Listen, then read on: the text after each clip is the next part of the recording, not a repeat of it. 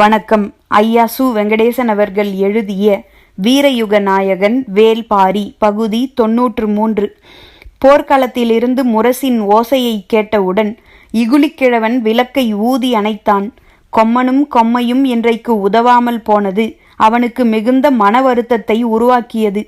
பரம்பு வீரர்கள் காணவர்களுக்கு அளித்த வாக்குப்படி தட்டியங்காட்டில் யானைப்போர் நடப்பதை தவிர்த்துவிட்டனர். சமவெளியில் உள்ளவர்கள் யானையை பயிற்றுவிக்கும் முறையுடனும் போரில் ஈடுபடுத்தும் முறையுடனும் ஒப்பிட்டு பார்த்தால் மலை மக்களின் ஆற்றல் அளவிடற்கரியது. சமவெளி மனிதர்கள் யானையை பழக்குவது எப்படி என்று மட்டும் அறிந்தவர்கள். மலை மக்கள் யானையின் பழக்கங்களை எல்லாம் அறிந்தவர்கள். அதுவும் பரம்பில்தான் யானையுடனான ஆதி மொழியை உருவாக்கிய தந்த முத்தத்துக்காரர்கள் இருக்கின்றனர். அவர்கள் யானையை கைக்கொள்ளும் முறையை யாராலும் நினைத்து பார்க்க கூட முடியாது. இன்று யானைப்போர் நடந்திருந்தால் வேந்தர் படை பேரழிவை சந்தித்திருக்கக்கூடும். எந்த ஒரு படையிலும் பெருவலிமை கொண்டது யானைப்படை பிரிவே. அது கடுமையாக தாக்கப்படும் போது மொத்த படையின் மனநிலையும் பெரும் பாதிப்புக்குள்ளாகும். யானைப்படை வீழ்ச்சியை சந்தித்துவிட்டால் அதன் பிறகு மற்ற படைப்பிரிவுகளால் வலிமையான ஆற்றலை வெளிப்படுத்தி முன்னேறிவிட முடியாது. பரம்புக்கு இருந்த மிகச்சிறந்த வாய்ப்பு எதிரியின் யானைப்படையை நிலைகுலையச் செய்வது. ஆனால் காணவர்களுக்கு கொடுத்த வாக்கின்படி பரம்பு இன்று யானைப்படையின் மீதான தாக்குதலை முழுமுற்றாக விலக்கி கொண்டது. அதற்கு கைமாறு செய்யும்படி காற்றோ காற்றியோ இன்று வீசவில்லை. இகுலிக்கிழவன் மிகுந்த கவலை கொண்டான். பாரியிடம் சொல்ல அவனுக்கு வார்த்தை இல்லாமல் இருந்தது. கைகளை விரித்து காட்டி ஏதோ சொல்ல வந்தான். அதை அறிந்த பாரி, இயற்கை ஒருபோதும் நம்மை கைவிடாது, நாளை பார்ப்போம் என்று சொல்லி குதிரையில் ஏறினான். இரளிமேட்டின் குகைகளுக்கு சற்று கீழே வேங்கை மரத்தின் அடிவாரத்தில் பாட்டாப்பிரை போன்ற அமைப்பு கொண்ட பெருந்திட்டுகள் இருந்தன. அங்குதான் இரவு பகலாக போர் பற்றிய பேச்சுகள் நடக்கின்றன. இன்றைய போர் பற்றியும் நாளைய தாக்குதல் பற்றியும் பேசுவதற்காக அனைவரும் காத்திருந்தனர். ஆங்காங்கே பந்தங்கள் எரிந்து கொண்டிருந்தன. மருத்துவ கூடாரங்களில் காயம்பட்டவர்களுக்கான மருத்துவம் நடைபெற்று வந்தது. முரியன் ஆசான் எண்ணற்ற மருத்துவர்களோடு தீவிரமாக பணியாற்றி கொண்டிருந்தார். முதுவேழன் நாளைய போருக்கான ஆயுதங்களை பிரித்து கொடுக்கும் வேலையை தொடங்கிவிட்டார். குகைகளுக்குள்ளிருந்து ஆயுதங்கள் வெளியேறியபடி இருந்தன. மற்றவர்கள் அவரவர்களுக்கு ஒதுக்கப்பட்ட வேலைகளை செய்து கொண்டிருந்தனர். முடியனும் தேக்கனும் வேங்கை மரத்திட்டின் இடது புறத்தில் அமர்ந்திருந்தனர். அதற்கு நேர் எதிராக வாரிக்கையனும் கபிலரும் அமர்ந்திருந்தனர். அவர்களுக்கு அடுத்தபடியாக வேட்டூர் பழையனும் கூழையனும் இருந்தனர். இரவாதன், உதிரன், ஈங்கையன் ஆகியோர் வீரர்களோடு நாகக்கரட்டிலும் மருத்துவ கூடாரங்களிலும் இருந்தனர். பாரியும் காலம்பனும் இன்னும் வந்து சேரவில்லை. அவர்களின் வரவுக்காக அனைவரும் காத்திருந்தனர். குலசேகர பாண்டியனின் கூடாரத்துக்கு உதியஞ்சேரல், செங்கனச்சோழன், சோழவேழன், பொதியவெற்பன் ஆகிய 4வரும் வந்து சேர்ந்தனர். சாகலைவனின் இறுதிச் சடங்குக்காக போயிருந்தான் கருங்கைவாணன். அவனோடு அமைச்சர்கள் 3வரும் போயிருந்தனர். விசாரணைக்காக மயூர் கிழாரை வரச் சொல்லியிருந்தார் குலசேகர பாண்டியன். அரச படைகள் பல வகைப்படுகின்றன. பன்னெடுங்காலமாக நாள் தவறாமல் ஆயுத பயிற்சியில் ஈடுபட்டு எந்த கணமும் போர்க்களம் புகுவதற்கு தகுதி கொண்ட படையே மூலப்படையாகும். எல்லா காலங்களிலும் அரசனின் நேரடி கட்டுப்பாட்டில் இருக்கும் படை இது ஒன்றே. அனைத்து வகை ஆயுத பயிற்சிகளும் இடைவிடாது வழங்கப்படுவதால் இந்த படையின் வீரர்களே போர்க்களத்தில் வலிமையான தாக்குதலை நடத்தக்கூடியவர்களாக இருக்கின்றனர். மூலப்படைக்கு அடுத்தபடியாக வலிமை வாய்ந்ததாக கருதப்படுவது உரிமை படையாகும். உரிமைப்படை வீரர்களுக்கு மானியமும் உண்பலமும் எல்லா காலங்களிலும் கொடுக்கப்படுகின்றன. அவற்றை பெற்றுக்கொண்டு ஆயுத பயிற்சியில் தொடர்ந்து ஈடுபடுவர். அவர்கள் ஓரிடத்திலிருந்து அந்த பயிற்சியை மட்டும் மேற்கொள்பவர்கள் அல்லர். தத்தமது இடங்களில் இருந்து கொண்டு வெவ்வேறு பணியையும் செய்து கொண்டிருப்பர். போருக்கான ஆணை வந்தவுடன் அரசனுக்காக போர்க்களம் புகுவர். அவர்கள் உரிமைப்படை என அழைக்கப்படுகின்றனர். கூலி பெற்றுக்கொண்டு அதற்காக போரிடுவோர் கூலிப்படை என்று அழைக்கப்படுகின்றனர். இந்த படைகள் தவிர துணைப்படை, காணப்படை, வன்படை, குழுப்படை என பல்வேறு படைகள் உள்ளன. இவையெல்லாம் போர்க்களத்தில் ஆயுதம் ஏந்தும் படையணிகள். ஆனால் போர்க்களம் மட்டுமல்லாமல் எல்லா காலங்களிலும் அரசனின் பாதுகாப்புக்கு என்றே உருவாக்கப்பட்டுள்ள படைதான் அகப்படை. இந்த படையானது அரண்மனையில் அரச பாதுகாப்பின் பொருட்டு பல்வேறு விதிமுறைகளை கடைபிடிக்கக்கூடியது. அரண்மனைக்குள் ஆயுதங்கள் வைத்துக்கொள்ளும் உரிமை யார் யாருக்கானது என்பதில் தொடங்கி அரசனிடம் பேசும்போது யார் யார் எவ்வளவு இடைவெளியில் நின்று பேச வேண்டும் என்பது வரை இந்த படையால் வரையறுக்கப்பட்டுள்ளது. அரசனுக்கு அணுக்க காவலர்கள் 2 எந்நேரமும் உடன் இருப்பர். மெய்க்காவலர்கள் 6 அரசருக்கும் அடுத்தவருக்கும் இடைநிலையில் குறுக்கிடாத தன்மையில் இருப்பர். ஆபத்துதவிகள் 20 அரசர் இருக்கும் அவைக்குள் இருப்பர். இவையெல்லாம் அரங்குக்குள் மட்டும் இருக்கும் ஏற்பாடு. இந்த வடிவங்கள் மூவேந்தர்களின் அரண்மனைகளில் ஒரு சில மாறுபாடுகளை கொண்டிருக்கும். பாண்டியனின் மெய்க்காப்பாளர்கள் ஆபத்துதவிகள் என்றும், சோழனின் மெய்க்காப்பாளர்கள் வேலப்படையினர் என்றும், சேரனின் மெய்க்காப்பாளர்கள் காக்கு வீரர்கள் என்றும் அழைக்கப்படுகின்றனர். இதுபோல பெயர் மாறுபாடுகள் இருக்குமே தவிர அகப்படையின் அடிப்படை பணிகளில் மாறுபாடு ஏதும் இருக்காது. மூஞ்சல் உருவாக்கப்பட்டவுடன் அந்த நகருக்கென தனித்த பாதுகாப்பு ஏற்பாடுகள் தேவைப்பட்டன. கடல் போல் பறந்து கிடக்கும் படை வீரர்களுக்கு நடுவில் பெருவேந்தர்கள் 3 தங்கியுள்ளனர். எனவே மிகுந்த கட்டுப்பாடுகளை வகுக்க வேண்டியிருந்தது. அமைச்சர்கள் 3 பேசி மூஞ்சலுக்கான அகப்படை ஒன்றை உருவாக்கினர். 5 நிலைப்பிரிவுகளை கொண்ட அகப்படையின் கட்டுப்பாட்டில்தான் மூஞ்சல் இப்போது இருக்கிறது. போர் தொடங்கிய பிறகு அரச விதிகள் இரும்பாலான கையுறைகளை மாட்டிக்கொள்கின்றன. எளிதில் யாருக்கும் அது இரக்கம் காட்டுவதில்லை. மூஞ்சலின் அரண்களை காத்து நிற்பது முதல் நிலைப்படை. மூஞ்சலின் விதிகளை காப்பது 2ஆம் நிலைப்படை. மூஞ்சலுக்குள் இருக்கும் தனித்தனி கூடாரங்களை பாதுகாப்பது 3ஆம் நிலைப்படை. அரசர்களை சுற்றி நிற்கும் மெய்க்காவலர்கள் 4ஆம் நிலைப்படை. அணுக்க காவலர்கள் 5ஆம் நிலைப்படை. வரவழைக்கப்பட்ட மயூர் கிழார் முதல் 3 நிலைகளில் உள்ள காவலர்களை கடந்து கூடாரத்துக்குள் நுழைவதே பெரும் பாடாகி போனது. பேரரசர்கள் 3 அரச குடும்பத்தினர்களான சோழவேழன், பொதியவெற்பன் மற்றும் மகா சாமந்தனான கருங்கைவாணன் ஆகிய 6 மட்டுமே மூஞ்சலுக்குள் எந்நேரமும் நுழையக்கூடியவர்கள். இவர்களில் மூவேந்தர்கள் மட்டுமே எந்தவித ஆயுதமும் வைத்துக்கொள்ளும் உரிமை கொண்டவர்கள். சோழவேழன், பொதியவெற்பன் இருவரும் இடையிலக்க கருவிகளையோ அணுக்க கருவிகளையோ வைத்துக்கொள்ளக்கூடாது. ஈர்வாளையும் உடைவாளையும் வைத்துக்கொள்ளலாம். மெய்க்கவசம் பூணலாம். ஆனால் கருங்கைவாணன் மெய்க்கவசம் பூணக்கூடாது. குருவால் மட்டும் வைத்து கொள்ளலாம். இவற்றை தவிர மூஞ்சலுக்குள் வர அனுமதிக்கப்பட்டவர்களுக்கு தனித்ததோர் அடையாள வில்லை கொடுக்கப்பட்டிருந்தது. அது வைத்திருப்பவர்கள் விசாரணையின்றி உள்ளே அனுமதிக்கப்படுகின்றனர். வில்லைகளின்றி அழைக்கப்பட்டு உள்ளே வரும் யாரும் முழுமையான சோதனைக்கு பிறகே பேரரசர்களின் கூடாரங்களுக்குள் அனுமதிக்கப்படுகின்றனர். உடல் அசைவற்ற மொழியில் பேச அனுமதிக்கப்படும் அவர்கள் ஒரு கணத்தில் மெய்க்காவலர்களால் வாள் கொண்டு தலை சீவப்படும் இடைவெளியில்தான் நிற்க வைக்கப்படுகின்றனர். இப்போது அவ்விடம் நிறுத்தப்பட்டார் மயூர் கிழார். பாண்டிய பேரரசின் அரண்மனைக்குள் நுழையும் போது கூட அவர் இவ்வளவு நெருக்கடியான சோதனையை சந்தித்ததில்லை. ஆனால் மூவேந்தர்கள் ஒன்றாக உள்ள இடம் ஆதலால் கடும் சோதனைக்குள்ளானார். இந்த இடத்தில் மூஞ்சல் அமைக்கலாம் என்று சொன்னவரே அவர்தான். ஆனால் அவரிடம் நீதானே இந்த இடம் பற்றி சொன்னாய் என பேரரசர் கேட்டால் அவர் சட்டென தலையசைத்துவிடக்கூடாது. அவர் பேச வேண்டிய முறை பற்றி அவருக்கு சொல்லிக் கொடுக்கப்பட்டுள்ளது. ஐயத்துக்கிடமான அசைவுகள் எந்த விளைவையும் ஏற்படுத்தக்கூடும். அவருக்கு பின்னால் நிற்கும் மெய்க்காவலர்களின் வாள் நீளத்தையும் சேர்த்தே அவரிடம் சொல்லி அனுப்பியுள்ளனர். மூஞ்சலுக்கு வரச் சொல்லி அழைப்பு வந்தபோதே மயூர் கிழாருக்கு பதற்றமானது. முதல் நாள் போரில் வேந்தர்கள் தரப்பில் பேரிழப்பு நேர்ந்திருக்கிறது.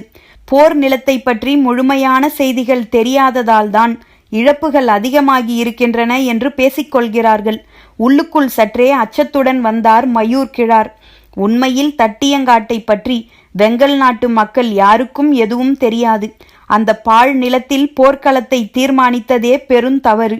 இதை எப்படி வேந்தர்களிடம் சொல்ல முடியும் என்ற குழப்பத்தோடு வந்தவருக்கு அகப்படையினரின் கெடுபிடிகள் மேலும் பதற்றத்தை உருவாக்கின. பேரரசர்கள் இருந்த அவையை பணிந்து வணங்கி தலை தாழ்த்தியபடி நின்றார் மயூர் கிழார். இன்று பாரி போர்க்களம் புகுந்தானா எனக் கேட்டார் குலசேகர பாண்டியன். கேள்வி மயூர் கிழாரை சற்றே இளைப்பாறச் செய்தது. அவர் அஞ்சியது போன்ற கேள்விகள் கேட்கப்படவில்லை. சிக்கல் இல்லாத கேள்வியைத்தான் அவர் எதிர்கொள்ள வேண்டியிருந்தது.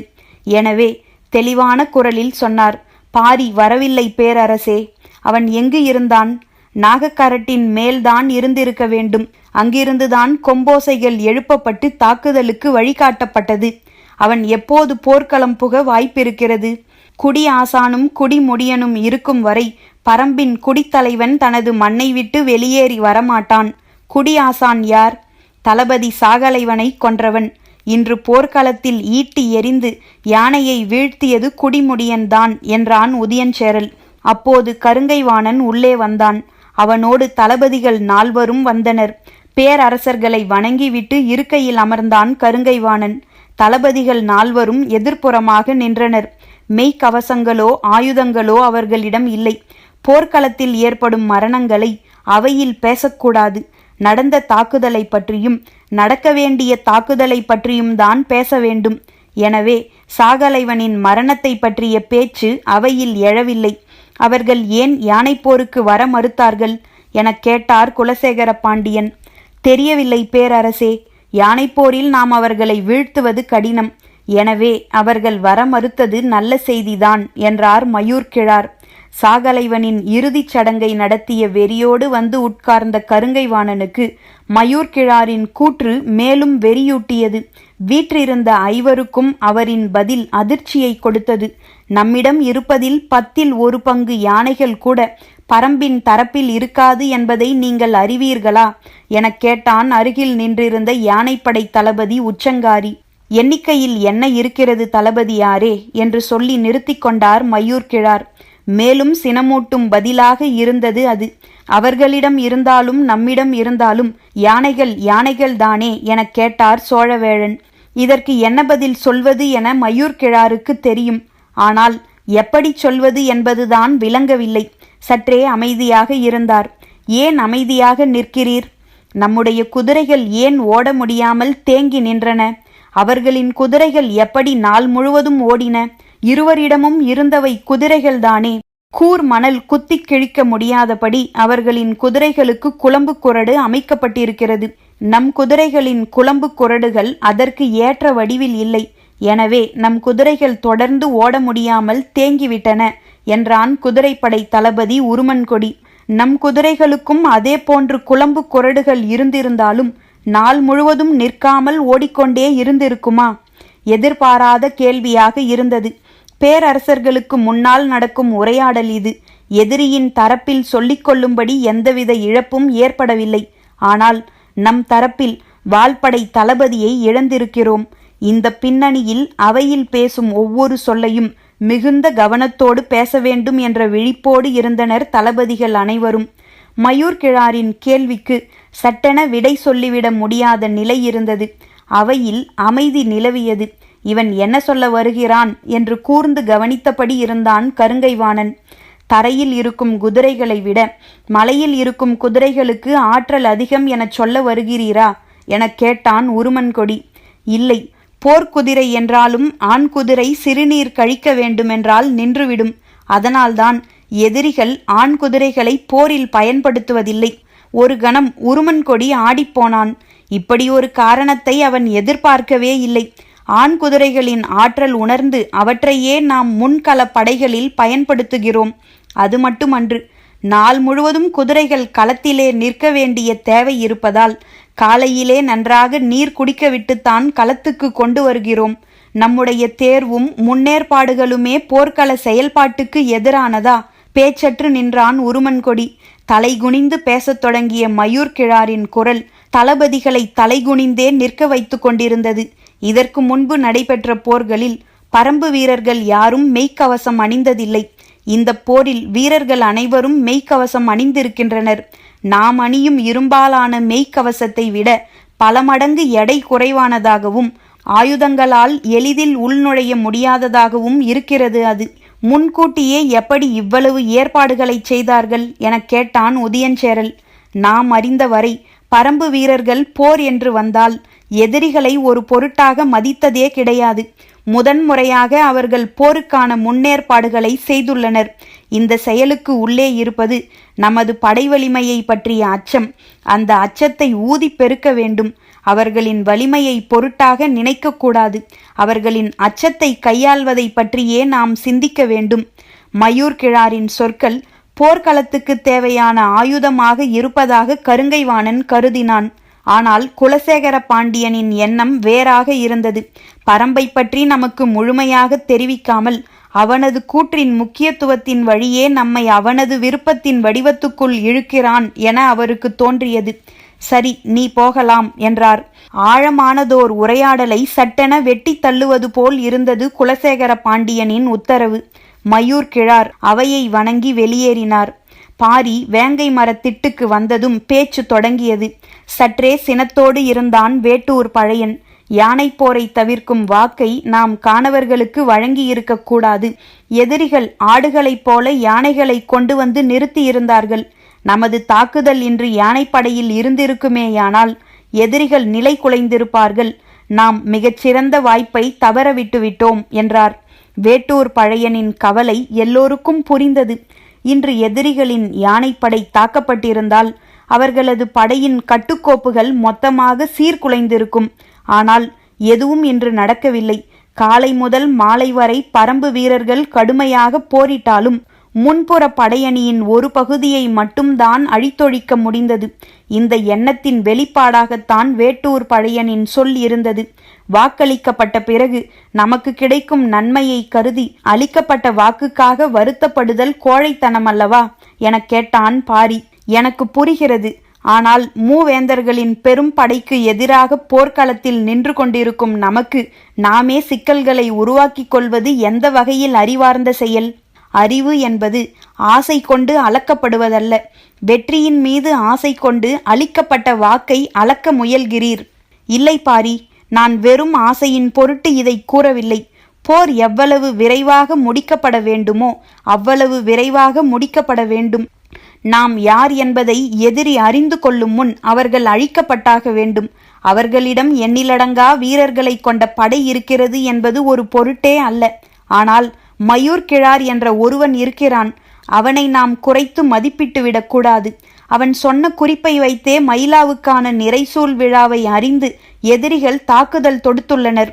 நம் மீது எப்போதெல்லாம் எதிரிக்கு அச்சம் ஏற்படுகிறதோ அப்போதெல்லாம் அந்த அச்சத்தை அவனால் கலைக்க முடியும்.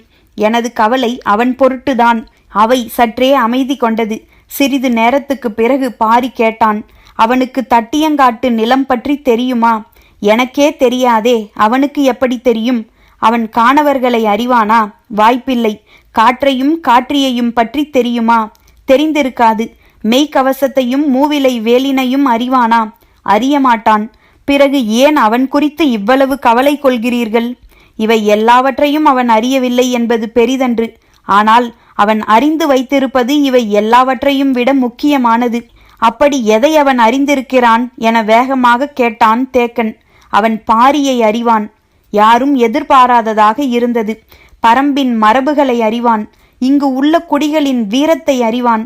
ஆனால் இவை எல்லாவற்றையும் விட முக்கியமானது, எதிரியின் கூடாரத்தில் பாரியை அறிந்தவன் அவன் ஒருவனே. அவன் பொருட்டு நாம் பதற்றப்பட வேண்டாம். அவன் போர்க்களம் புகும் நாளுக்காக காத்திருப்போம் என்றான் முடியன். அப்போதுதான் இரவாதனும் உதிரனும் ஈங்கையனும் வந்து சேர்ந்தனர். மயூர் கிழாரோடு தளபதிகள் 4 அவை விட்டு வெளியேறினர். பேரரசர்களோடு தலைமை தளபதி கருங்கைவாணன் மட்டுமே அவையில் இருந்தான். சோழவேளன் சொன்னார், மயூர் கிழார் பரம்பினை பற்றிய எல்லா செய்திகளையும் துல்லியமாக கூறுகிறார். இல்லை, வெங்கல் நாட்டுக்கு கொடுத்திருக்கும் ஒரே வேலை எதிரிகளை பற்றி செய்தி சேகரிப்பதுதான். ஆனால் இவனுக்கு ஒத்துழைக்காத 6 ஊர்கள் வெங்கல் நாட்டில் உண்டு. உண்மையில் அந்த இடத்தில்தான் இவனால் அதிக செய்தியை சேகரிக்க முடியும். இது அவனுக்கு தெரியவில்லை என்றார் குலசேகர பாண்டியன். இவன் போர்க்களத்துக்குள்ளே வைத்து பயன்படுத்தப்பட வேண்டிய ஆள். இவனை வெளியில் வைப்பதால் நமக்குத்தான் இழப்பு என கருதுகிறேன் என்றான் பொதியவெற்பன். அவன்தான் நமக்கான தூண்டில் புழு. அந்த புழுவை கடிக்க பரம்பு தளபதிகள் காத்திருப்பர். பொருத்தமான நேரத்தில் போர்க்களத்துக்குள் இவனை இறக்கலாம் என்றார் குலசேகர பாண்டியன். பேரரசர்களுக்கிடையேயான உரையாடலை கவனித்தபடி இருந்தான் கருங்கைவாணன். ஒரு தளபதி, 2 சேனை வரையர்கள், 35 சேனை முதலிகள் இன்று கொல்லப்பட்டிருக்கின்றனர். ஆனால் இந்த மரணங்கள் எவையும் இந்த அவைக்கு ஒரு பொருட்டே அல்ல. அதுதான் பேரரசர்களின் படைபலம். அந்த மாபெரும் படைப்பிரிவுகளுக்கான அடுத்த நாள் திட்டமிடல் என்ன என்பதை பற்றி விளக்கினான் கருங்கைவாணன். அவையில் உள்ளோர் திட்டத்தை முழுமையாக கேட்டனர். யாருக்கும் மறுப்பு சொல் இல்லை. கேட்கப்பட்டவை ஏற்கப்பட்டவையாகின. அவை கலையும் முன் குலசேகர பாண்டியன் சொன்னார், நாளைய போரில் வால்படை தளபதியாக சூளக்கையன் செயல்படுவான். சரியென அனைவரும் ஏற்றுக்கொண்டனர். கொல்லப்பட்ட சாகலைவன் பாண்டிய நாட்டைச் சேர்ந்தவன். அவனுக்கு பதில் வேறொரு தளபதியை பாண்டிய வேந்தர் சொல்லுதலே முறை. அவ்வாறே செய்தார்.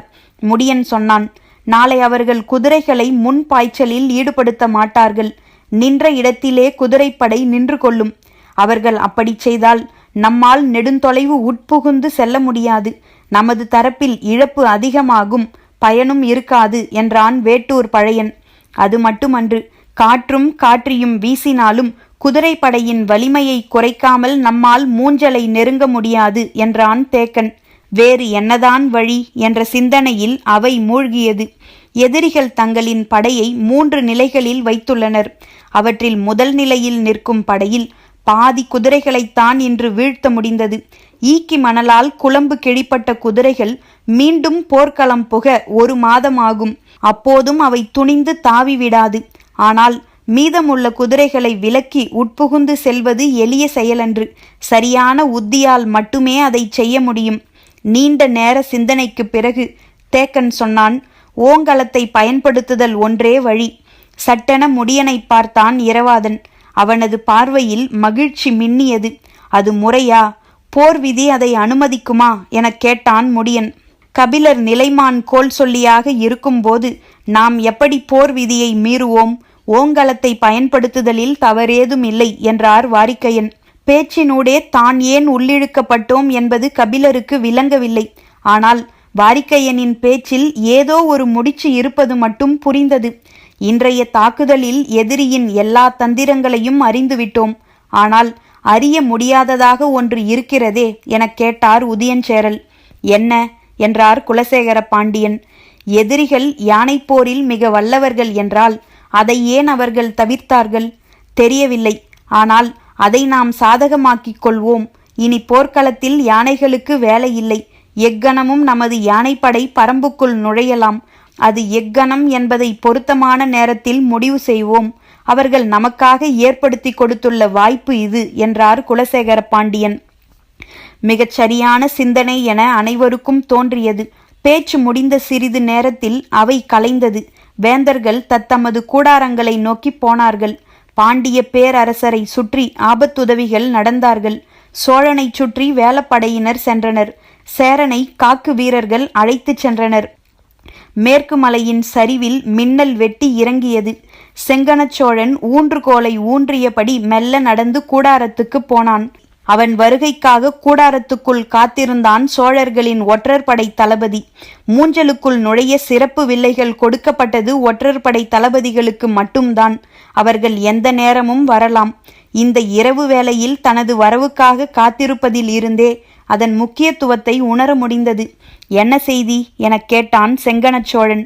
பேரரசனை வணங்கிவிட்டு சொன்னான், கரும்பாக்குடி தலைவன் ஈங்கையன் பாரியின் படையில் பங்கேற்று போர் புரிகிறான் என்றான் ஒற்றற்படை தளபதி. செங்கணச்சோழனுக்கு அவன் சொல்ல வருவது புரியவில்லை. என்ன சொல்கிறாய்? விளங்கும்படி சொல். தங்களுக்கு பேரரசர் பட்டம் சூட்டும் வேளையில் கரும்பாக்குடியினரின் மீது மீண்டும் ஒரு தாக்குதல் நடத்தப்பட்டது. கரும்பாக்குடியினர் ஈங்கையனின் தலைமையில் மிக கடுமையான எதிர்த்தாக்குதலை நடத்தினர். இறுதியில் அவர்களை வீழ்த்தினார் நம் தளபதி உரையன். வீழ்த்தப்பட்ட ஈங்கையன் உள்ளிட்ட அவன் தோழர்களை கப்பல் அடிமைகளாக விற்றார். ஆனால் அந்த ஈங்கையன் இன்று பரம்பின் படையில் தளபதிகளில் ஒருவனாய் நின்று போர் புரிகிறான். வியப்பு நீங்காமல் ஒற்றற்படை தளபதியை பார்த்தான் செங்கணச்சோழன். நீ சொல்வது உறுதியான செய்திதானா? உறுதியான செய்திதான் பேரரசே. நம்மவர்கள் நேரில் பார்த்துள்ளனர். சரி, மற்றவர்களுக்கு தெரிய வேண்டாம் என்று சொல்லி அவனை அனுப்பி வைத்தான். குலசேகர பாண்டியன் கூடாரத்துக்குள் நுழைந்த போது அங்கேயும் ஒருவன் இருந்தான். பேரரசரை வணங்கிவிட்டு சொன்னான், எதிரிகள் தரப்பில் இன்றைய போரில் பங்கெடுத்தவர்களை மதிப்பிட்டோம். நமது படையோடு ஒப்பிட்டால் அவர்களின் படை 20ல் 1 பங்குதான் இருக்கும். இன்றைய போரில் இறந்தவர்களை மதிப்பிட்டோம். நமது தரப்பில் இறந்தவர்களோடு ஒப்பிட்டால் எதிரிகளின் தரப்பில் இறந்தவர்களின் எண்ணிக்கை 20ல் 1 பங்கு கூட இருக்காது. அதற்கும் குறைவுதான். வேங்கை மரத்திட்டில் கூடியிருந்தவர்கள் பேச்சு முடிந்து கலைந்தனர். உறங்குவதற்காக 6வது குகையை நோக்கிப் போனான் பாரி. அவன் சென்ற சிறிது நேரத்தில் அந்த குகையை நோக்கி உதிரன் போனான்.